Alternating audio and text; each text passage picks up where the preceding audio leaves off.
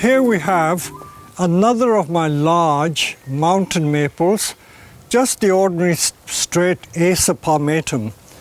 But for those who are knowledgeable about Acer palmatum, Japanese maples, will know that there are thousands and thousands of named varieties of Japanese maple, and there are also millions of unnamed varieties. If you grow anything from seed, they never come out true to form. And this maple, although it's just a mountain maple, look at the beautiful spring color. This is almost an apricot pink color. But as the leaves mature, they turn green. So the spring color is very, very beautiful. Or the new leaves are very beautiful. Now this maple looks overgrown, and it is overgrown. It's hard to believe that if we come closer in with the camera, I can show you, from here to there, which is about almost 50 centimeters of growth. This is all soft young growth. This 50 centimeters of growth, and it has produced 1, 2, 3, 4, 5, 6, 7, 8, 9, 10, 11, 12 nodes, 12 pairs of leaves, and quite a few secondary twigs as well. All this has been produced in the last 30 days. Same with this one. All this growth from here to there is in the last 30 days, from the 1st of April to the 30th of April. So this is how vigorous mountain maples can be. And the more vigorous the tree, the more you can program and do all sorts of things. You can train them and you can reshape them, because it is so prolific in its growth. So what do we do with all this growth? You can't leave it unkempt and untrimmed. If you left it like this, it would just become a bush and become an ordinary tree, and you will not be able to see the structure. And as we always say, with maples, they are meant to be delicate trees. Although these maples have got massive trunks, you should still be able to see through the branches and be able to appreciate the delicate structure and tracery of the branches. So if I can reinforce the method I approach, we look at this tree. This tree, I would say, is about nearly 2 meters wide. And it's about 1.2 meter tall. So the first thing to tackle is simply to get back to the original conical shape.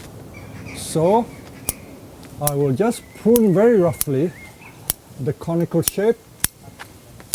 I won't bother about anything else. Just create the shape. And this, by the way, applies to all bonsai, whether it's hornbeams, beech, even your conifer trees. The basic design of most bonsai is conical. So let me move across there. All these long shoots, which is breaking the triangle shape, I just go around and trim it off. You can add to the conical shape, make it bigger as you wish. You can even make it smaller if you wish. But the structure and form of most bonsai is still conical. So I'm just going around. For want of a better word, this is just ordinary, sophisticated topiary. A lot of people try to make out that it is more than that. It really isn't.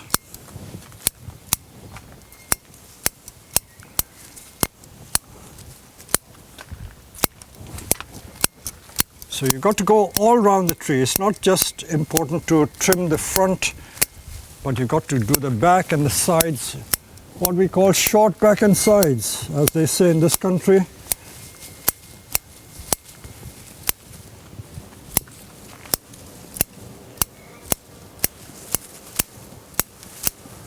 And this first flush of growth, you get it towards the end of April, early May, and that's the time to trim the first flush of growth. And then you let it grow again and you trim it again at the end of July perhaps, and then you get the second flush of growth. Okay, I've trimmed that. I now go back and see the conical shape is there. I will try and improve it a little more. There are some very strong twigs, so those I have to trim back as well.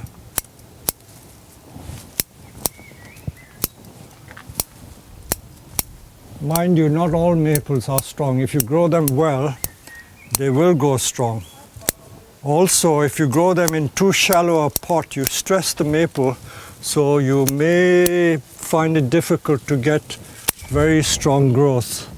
So if you want strong growth, a deeper pot is always better. You can see this is a temporary pot. It's a large plastic bonsai pot, and it's deeper than I would normally use. Of course, this trunk is so thick that I can use deep pots. So I'm trying to show the trunk again, most important thing. So the overall shape, if we look at the overall shape, it is more or less back to its original conical shape. And this is what I try to maintain year after year. I never let it get out of this conical shape. I may have added another 3 or 4 inches because a lot of these shoots have grown a lot. 3 or 4 inches, pardon me if I keep using the old imperial system of inches and feet.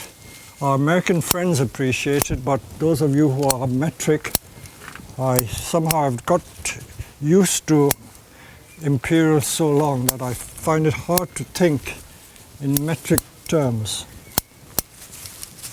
But you can see the size for yourself. Okay, so I've trimmed the outline. This is what I've done, and I can now pluck some of the leaves off. So you must be wondering why I'm plucking leaves. I pluck leaves because by plucking the leaves, I let sunlight into the twigs, and the sun will help to ripen the twigs, and it will create new shoots to come. Not just new leaves, you will get new shoots, more and more new shoots. So with large maples, I love doing this. This is it's not a chore. It's a ritual that I do on all my maples at this time of the year. Go around and do leaf plucking. See, this is so healthy that it's budding back from really old wood, but I like to keep some of the trunk bare.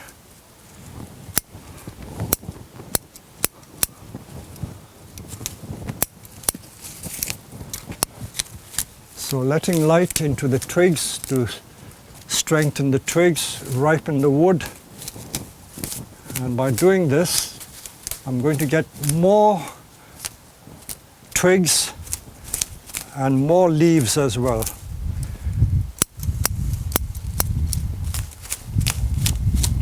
Just go around and pluck the leaves off. There's no point going around with a scissor taking each and every single leaf off. You can't do that if you enjoy it, but you can just as well do what I'm doing, go around and pluck the leaves, like so.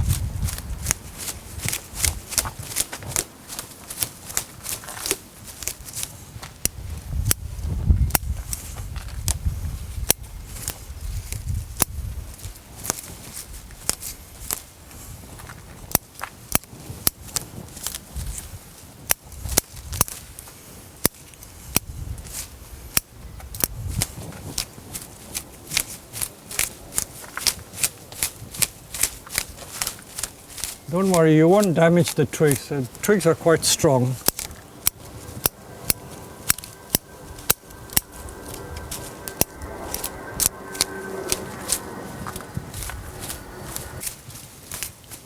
Some of you must be wondering why I'm doing it at this time of the year.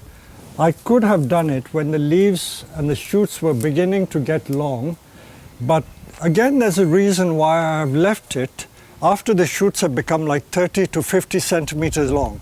Because by allowing the leaves to grow, it has produced the food, so it's fed the food into the branches and twigs, so it's already helped to strengthen the tree. So the leaves have done the work, because after all the leaves are the food factory for the trees, and I don't need that much food because this is only a small tree. But the second crop of leaves, which will be final leaves, will continue to produce the food for the tree. So I'm not damaging it in any way. I'm just reducing the vigor to some extent, and so it's both for aesthetic and horticultural reasons that we do this process. So this tree is now back to the desired shape. I can shorten it a little more. This just shows maples are such versatile trees that they can stand a lot of pruning. A lot of people are afraid to prune maples, but don't be afraid, you know. All maples can be pruned quite hard. So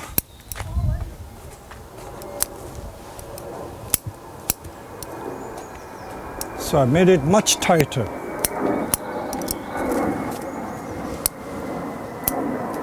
So there you go. That's how we prune large maples. The first pruning, we call it, and hopefully it'll produce even more ramification, and then the autumn color should also be good. But after doing this pruning, I will feed the tree. Now this tree was not repotted this year, so I can feed it straight away. So here, that's another of our big maples. By the way, we have about 10 or 12 very large mountain maples and about 20 large tridents thicker than this. And just shows how crazy I am. I love these big, thick trunk trees. So I hope you've enjoyed this video. Thank you very much.